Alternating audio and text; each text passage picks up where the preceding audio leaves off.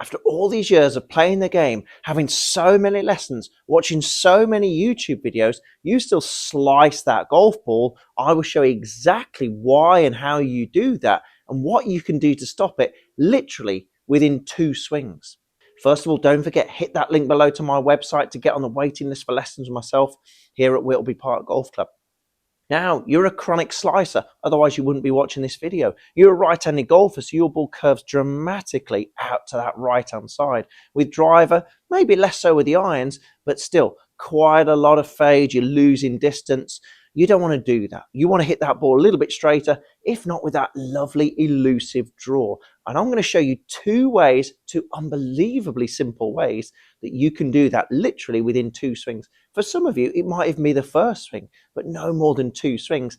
This is going to fix your slice for good if you do it consistently. Now we've got to think about where the slice comes from. Now usually a slice comes from 2 factors. 1, we're cutting across that ball as we come into it, and 2, the face is pointing either square or slightly right of target when we do that. So we're cutting across it with a slightly open face. That ball's going to start either straight or slightly right and then curve to the right thanks to that path being out to in. So these are 2 really simple ways to stop those elements from happening. Step number 1, to begin with, it's the setup.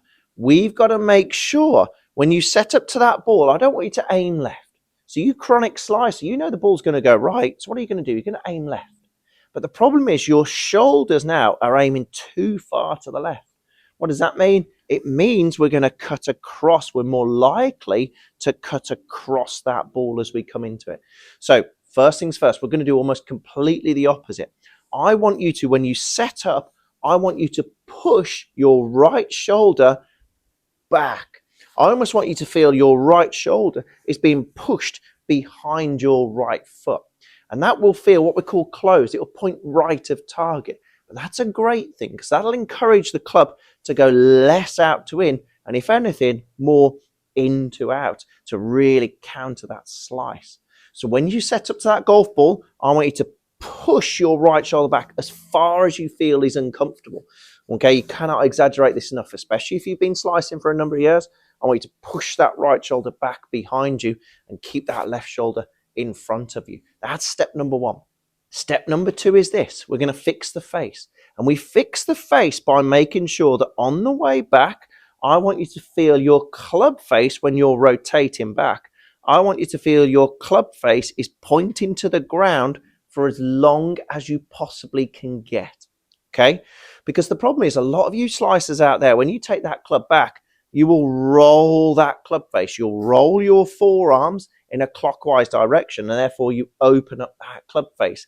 And it's really difficult to then correct it on the way down. You'll get that horrible one that goes out to that right-hand side.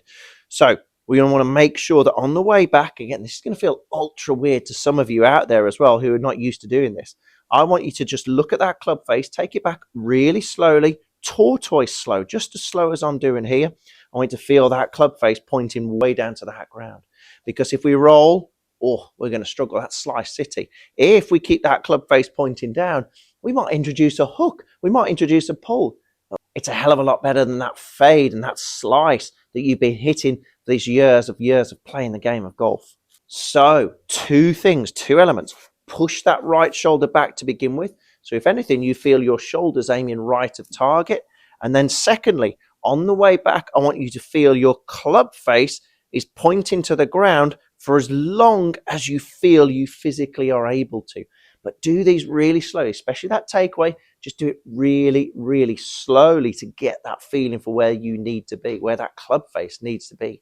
Because if you can put that together, and again, within a couple of swings, hit some shots, don't go at it full pelt, just go nice and easy.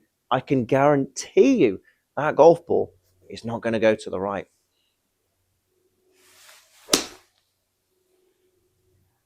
Try it. You might like it.